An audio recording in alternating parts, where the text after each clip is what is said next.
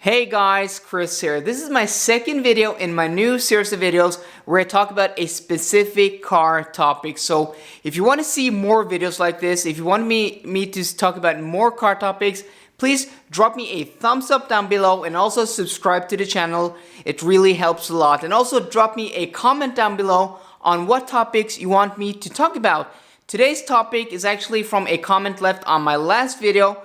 That video title was How Cadillac Has Failed, and today's topic is How Geely Has Saved Volvo. And again, these are just my opinions. I'm not an expert. I don't work in the car industry. I'm just a car enthusiast who has his own opinions. And if you do disagree with me, please discuss with me in the comments down below.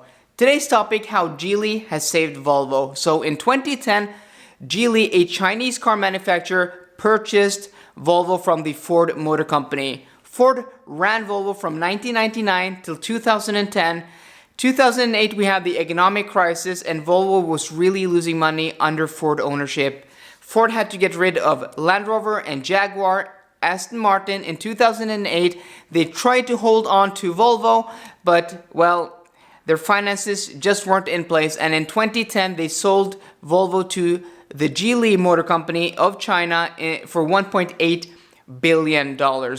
So in today's video, I want to talk about how Geely has actually saved Volvo. I think it's very interesting, but to give you guys some context, we have to go back to the 60s to, the first of the modern era Volvos, the cars that Volvo are really known for, and in my opinion, what really, made and created Volvo's identity as a safe, luxurious, and practical luxury car. So it started with the 160 and 140 cars in the 1960s, and then we got the heavily revised 240 and 260 cars in the 1970s, and then we got an all-new platform in 1982 with the 740, and we also got the 760 cars, which were, the six-cylinder versions of the 700 series cars. The 700 series cars evolved into the 900 series cars in the 1990s, and then we also got the 850 series, and then, well, in the late 2000s we got more of the naming scheme we have today. But I would say that the cars of the 60s, 70s, 80s, and 90s really created Volvo's identity as a safe and practical, comfortable luxury car. In my last video, I talked about how Cadillac failed, and the reason, in my opinion, that car companies do fail is that they don't find an intrinsic identifying value. I think that is very important for a luxury car manufacturer to succeed, that they have some intrinsic identifying values that are easy to communicate, but also identify and separate their brands from other brands. So you can take BMW, which have, their intrinsic values have been sportiness and handling for decades. Volvo's have been practicality, comfort, and safety. I would say those three things really have identified Volvo. And until the 2000s, I think Volvo really nailed those categories. But after Ford ownership, in my opinion, and I want to make a whole separate video about the 2000s Volvo's cars, because I could probably talk for a long time about that. But just to be brief, in my opinion, what they did wrong was they started platform sharing with other products from the Ford Motor Company. So other Ford products and Mazda products also, making, well, not making, diluting the brand, sharing engines, sharing switchgear, sharing tech, really not giving the Volvo brand enough of a differentiation from Ford products and Mazda products and other Ford company products. Volkswagen with Audi separated more of the brand in the mid-90s. So with the B5 Passat and the B5 Audi A4 being, the last of the smaller or the bigger than Audi A4 cars sharing platforms with Volkswagens. The Polo shares a platform with the A1, and the A3 shares a platform with the Golf. But in my opinion, at that price point, buyers aren't as sensitive to platform sharing because the price difference isn't that great, and the differences that at least Audi have made from Volkswagen are really noticeable. So an Audi A3 really is a premium product compared to a Volkswagen Golf, but the Golf in itself being a very good product and probably the best vehicle in that class, maybe even better than an Audi, but the Audi gives you a nicer interior, a quieter cabin. So Audi, in my opinion, have done this really well, and an Audi and Volkswagen product today they share very little switchgear. They have started sharing some tech now, but Audi do make some of the best tech in the business. So how this translated into what Ford and Volvo did, they shared a lot of platforms, and I don't know if the platform sharing was the result of my next complaint or niggle about Volvos in the 2000s, is that they made their cars just half a size too small. So an S40 V50 was just half a size smaller than a 3 Series, an Audi A4, or a C-Class. The S60 V70 cars were half a size smaller than the BMW 5 Series, Mercedes E-Class, and equivalent Audi A6. And then you had the Volvo S80, which is really the size they should have made the V70. So I don't understand why the S80 is longer and bigger than a V70. But this really is confusing because you're trying to compete with the Germans, who are, the Holy Trinity, Audi, BMW, and Mercedes, who are the forefront of luxury cars. And then you're making cars that do, half compete because they're half a size too small.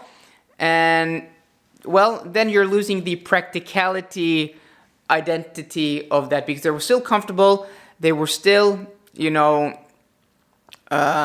safe cars, but they just weren't, or they were comfortable and safe, but they just weren't practical, because having a car half a size too small just really communicate that our car just isn't as big. And on the interior, they weren't as big. One car is the exception to the rule, and that is the XC90, which was bigger than the competition from BMW and also Range Rover in the early 2000s. So in my opinion, that's why Volvo lost me as a brand, because I really liked Volvo. I like their classic stuff. I like the 100 series, the 200 series, the 700 series, the 900 series cars, and the 800 series cars. I really do like those cars, and those cars are as big or even bigger than the German competition. So they really nailed the practicality bit. But they really lost me in the 2000s with their cars, because styling is also subjective. I don't think the early 2000s Volvos are the prettiest. I do like the S80 from the late 90s, early 2000s, but the C30, which also isn't a practical car, a 3-door hatchback with a glass hatch, a cool thing, but, well, I don't particularly like the styling of that car too much. I don't like the S40 V50 cars, because I just think they're too short, too tall, too stubby. Being a half a size too small, the proportions are just a bit off. The S60 is a pretty car, and also the S80 is an okay design, but I think the competition from the Germans just are nicer. So when Geely bought Volvo in 2010, I was working in the car industry at the time, and a lot of people were saying, now the Chinese are just going to ruin the brand, they're going to dilute the brand, there isn't going to be anything left of Volvo.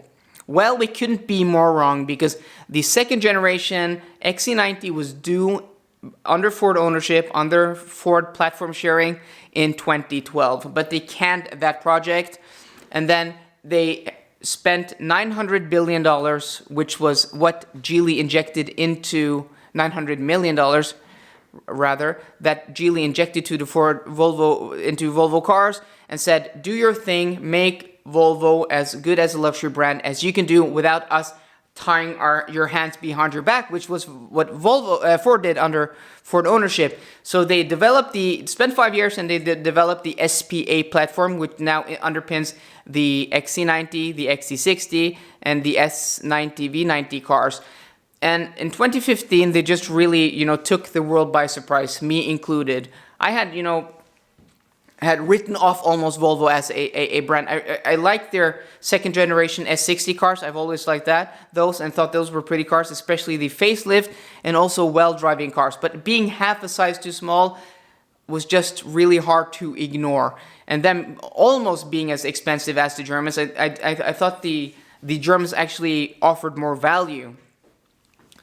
But 2015, the world was shocked. So what Volvo did was they took Chinese money and then they hired the ex-chief design and interior design chief from Bentley, who had worked with Jaguar also. So they took their, three intrinsic values: comfort, practicality, and safety, and then they added Scandinavian luxury interior design and also exterior simple Scandinavian elegant design. And they really nailed it. So they added to that, and more importantly, they priced their cars as high as the Germans or just below the Germans, meaning they could also make the cars as big and having better interiors and nicer exteriors. They really put themselves on a level playing field, because in my opinion, if you want to go after the best, you have to price your product at the same premium, or else you're just communicating to, what Cadillac did and have done.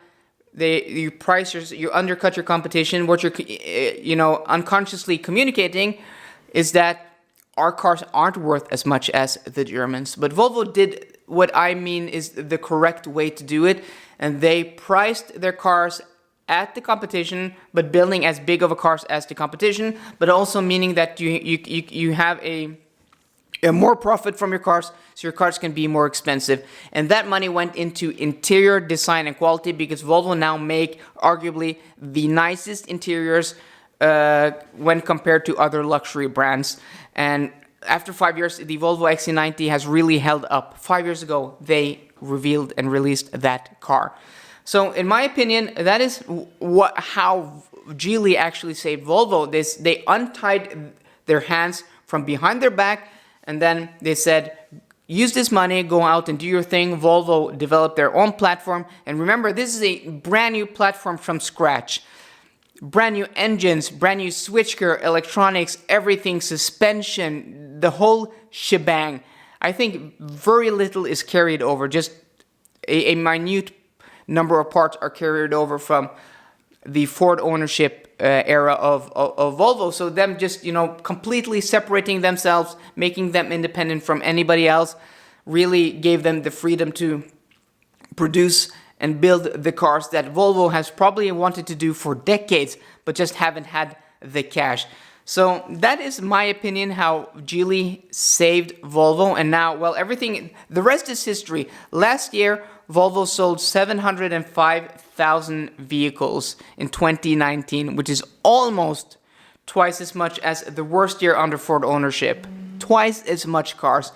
The best year under Ford ownership was something like 450,000 vehicles, so we're still like 250,000 vehicles up from that, which is amazing.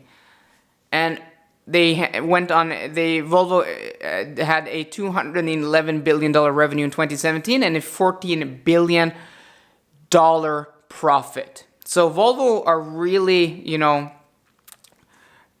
a really healthy company now, and it's really interesting to see how they've just grown. In 5 years, they've went from being this almost pseudo near luxury brand to a proper luxury brand that exceed the Germans in style, comfort, and safety, and also tech in many regards. It's just amazing. I wouldn't have thought that 5 years ago. That's why when I was looking to buy a new luxury SUV, I was looking at the Q7 and the X5. But then I test drove the XC90, and well, my channel is an attestament to that, and it just blew me out of the water. And that's the car I chose twice. I've had two XC90s since I took delivery of my first in 2016, but I ordered it, in the autumn of 2015. So guys, that is my arguments, the reason why I think Geely actually saved Volvo. And Volvo are now in better shape, making better cars than they have ever done, and they have an even stronger identity than they've ever had. So if you like this topic, if you like this video, please drop me a thumbs up down below. And for more car content, as always guys, please subscribe. See you guys later and goodbye.